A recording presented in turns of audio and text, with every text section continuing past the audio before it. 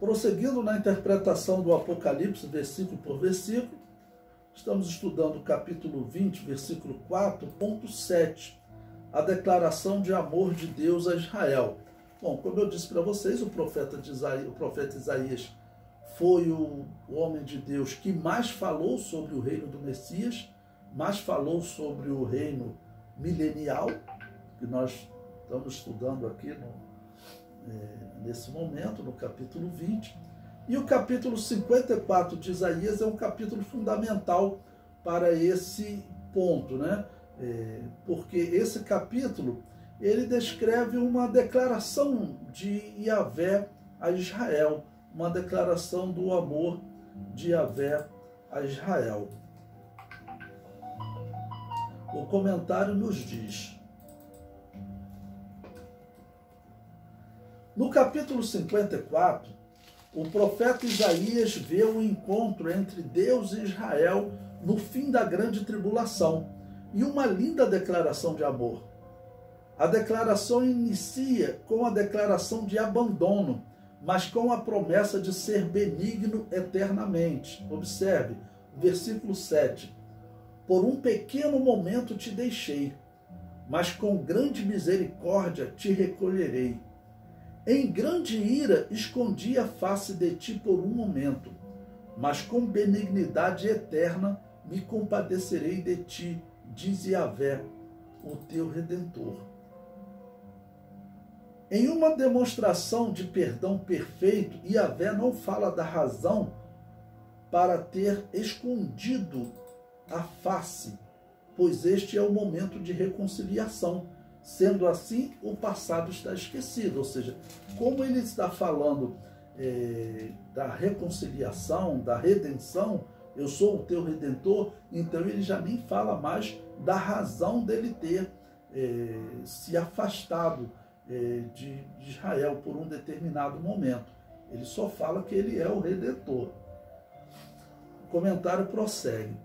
A declaração de amor prossegue descrevendo a relação de Yahvé com Israel. Versículos 9 e 10.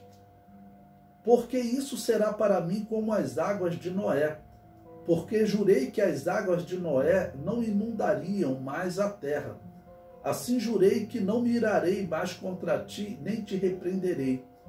Porque as montanhas se desviarão e os outeiros tremerão, mas a minha benignidade não se desviará de ti, e o conserto da minha paz não mudará, diz Yahvé, que se compadecerá de ti.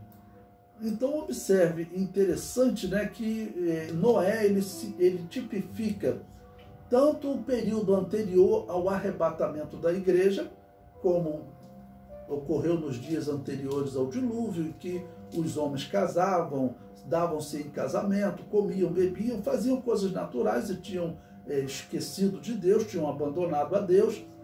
Agora, uma segunda simbologia de Noé, durante o milênio,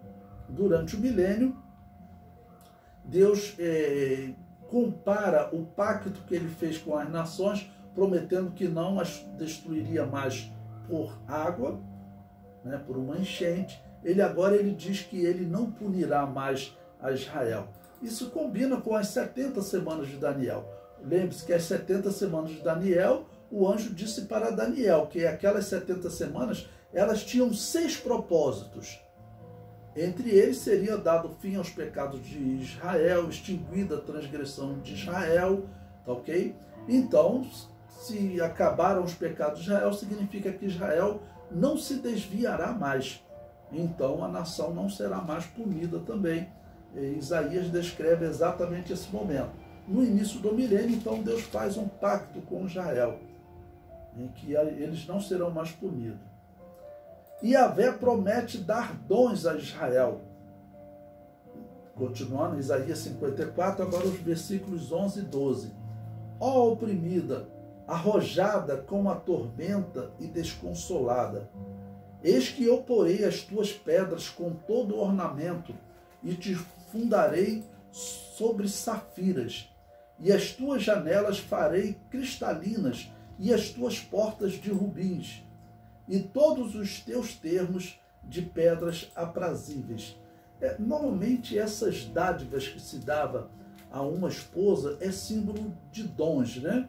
Quando o servo de Abraão encontrou Rebeca, que ele foi buscar para ser esposa de Isaac, ele automaticamente deu joias a ela, né? Isso é um símbolo dos dons espirituais. Jesus Cristo deu joias à igreja, deu dons espirituais à igreja. E a Israel, durante o milênio, também é dito que Deus dará rubis, dará joias, representando que dará dons. Como serão esses dons? Serão semelhantes aos dons espirituais que a igreja tem hoje? Nós não sabemos, mas é bem provável que não, porque Jesus Cristo, ele estará aqui na terra falando diretamente com Israel, podendo se tornar visível, falando diretamente com Israel, a igreja também. Então, esses dons espirituais que a igreja tem hoje não devem ser os mesmos dons que Israel receberá, mas deixando claro que a Bíblia ela não me descreve nada sobre esses dons, apenas usa essa figura, né, das pedras, dos ornamentos, que são símbolos de dons. Então, se a Bíblia utiliza algum dom, Israel terá de especial durante o milênio. Bom, o profeta prossegue nos versículos 13 a 15.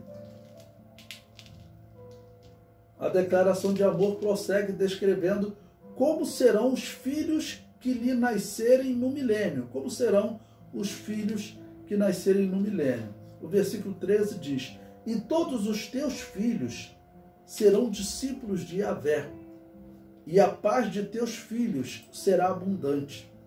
Com justiça serás confirmada, e estarás longe da opressão, porque já não temerás, e também do espanto, porque não chegará a ti. Eis que poderão vir a juntar-se, mas não será por mim. Quem se juntar contra ti, cairá por amor de ti.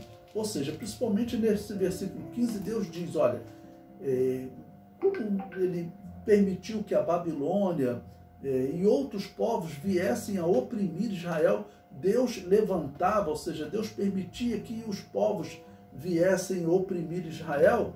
Deus está dizendo que durante o milênio, os que se levantarem não serão com permissão dele, não será Deus que estará levantando para punir Israel. Serão aqueles que realmente estarão descontentes durante o milênio, como eu tenho falado para vocês. O milênio é um período de reino justo, mas existirão descontentes. No final do milênio, nós veremos que eles se manifestarão, eles aceitarão a proposta de Satanás. O comentário prossegue. Israel deverá descansar, pois Deus controla até a capacidade dos inimigos produzir armas. Deus é o criador da inteligência humana e com certeza absoluta não há como a criatura vencer o Criador. Pegando aquele ditado, né, que alguns dizem que a criatura venceu um Criador, né, o Criador da humanidade não tem como a criatura vencer. Então Deus usa exatamente isso para descrever a razão da tranquilidade a Israel. Veja, versículos 16 e 17. Eis que eu criei o ferreiro, que assopra as brasas no fogo, que produz a ferramenta para a sua obra. Também criei o assolador para destruir. Toda ferramenta preparada contra ti não prosperará. E toda língua que se levantar contra ti em juízo, tu a condenarás. Esta é a herança dos servos de Yahvé, e a sua justiça que vem de mim, diz Yahvé. Então, Deus, ele usa o exemplo, olha, o ferreiro que faz a ferramenta, eu criei esse ferreiro. Então, fique tranquila, porque eu não vou permitir que eles produzam nenhuma arma que possam te vencer, principalmente porque eu estarei sempre ao teu lado. Então, essa é a razão para Israel não sofrer, nem ter temor durante o milênio. Eles devem dormir em paz, como alguém que dorme com a sua casa com as portas abertas, janelas abertas. No final do milênio, nós veremos que os descontentes infelizmente, eles vão cercar Jerusalém, e a descrição bíblica é que Israel tem um exército. Porque pensando no milênio, no período de 1000 anos de paz, a descrição do profeta Isaías é que Israel não vai precisar de um exército, porque ninguém vai ousar cercar Jerusalém, fazer guerra a Jerusalém.